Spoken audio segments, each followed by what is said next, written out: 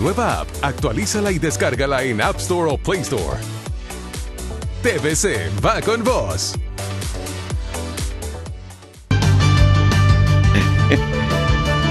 Doctora Berenice Molina, jefa del programa ampliado de inmunizaciones, hábleme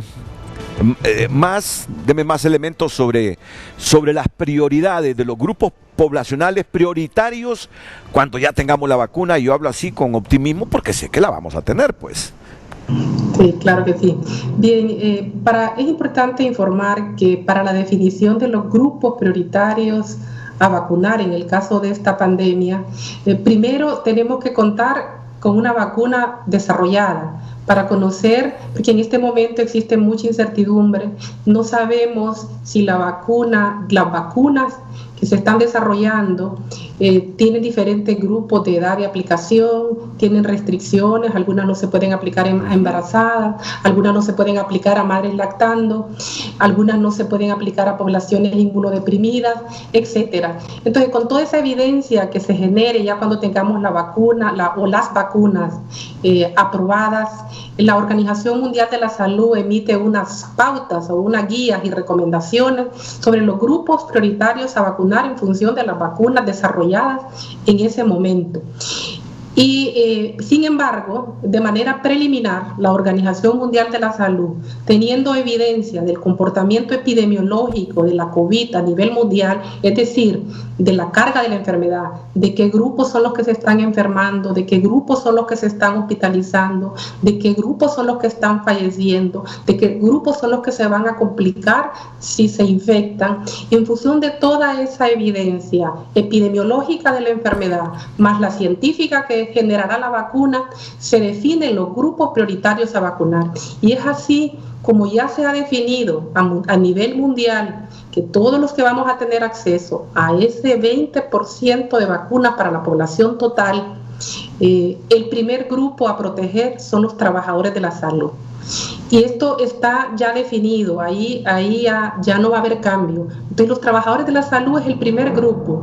Los países recibiremos, una vez que nos hayan notificado, porque a finales del mes de julio, la Junta de la Alianza Global de la Vacuna le va a confirmar al país si está aprobado el apoyo para recibir ese mecanismo anticipado de mercado y recibir ese 20% de vacunas, comprando una parte o teniendo acceso a un precio diferenciado, pero vamos a recibir inicialmente solo para el 3% de la población hondureña. Cuando hablamos de 3%, estamos hablando de un promedio de 270,000 dosis que tendrán que ser destinadas a ese grupo que está en primera línea, que son los trabajadores de la salud, tanto del sistema público como no público, pero también hay otro grupo esencial ahí, que son los grupos esenciales, aquellos grupos que son necesarios para que continúe funcionando un país.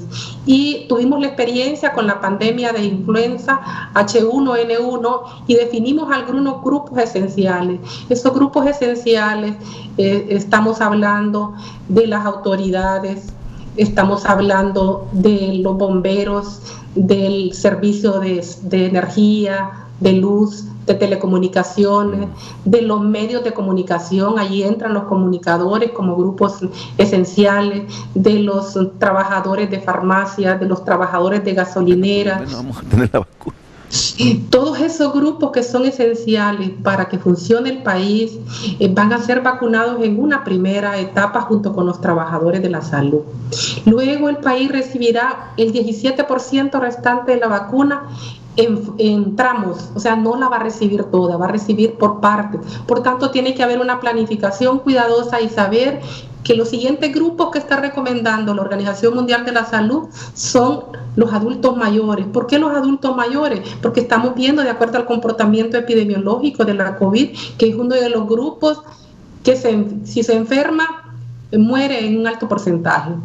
También los enfermos crónicos con alguna comorbilidad. Ese es otro grupo prioritario. Entonces, esos son los siguientes grupos que se van a ir protegiendo. Y luego, cuando ya se haya cubierto el 20% de la población de todos los países que han asumido un compromiso de interés con ese mecanismo COVAX y la producción mundial sea suficiente, los países van a poder comprar vacunas para otros grupos que son prioritarios para el país.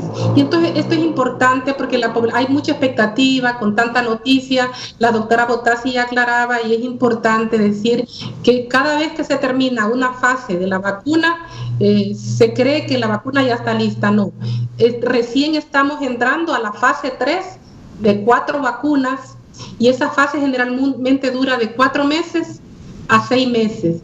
Y la primera vacuna inició la fase 3 en el mes de junio. Estaríamos esperando que la primera vacuna que concluya la fase 3 lo haga a finales del mes de octubre, pero eso no significa que ya va a estar la vacuna. Hay que registrarla, hay que licenciarla, hay que producirla y luego hay que aplicarla a la población.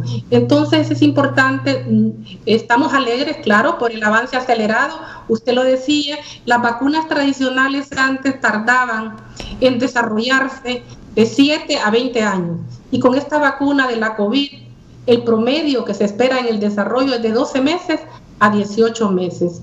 O sea que estamos avanzando, las noticias son alentadoras, pero tenemos que dar información clara a la población para no generar expectativas. La vacuna no va a solucionar el problema de la COVID. La vacuna es una intervención de salud pública adicional para controlar la pandemia.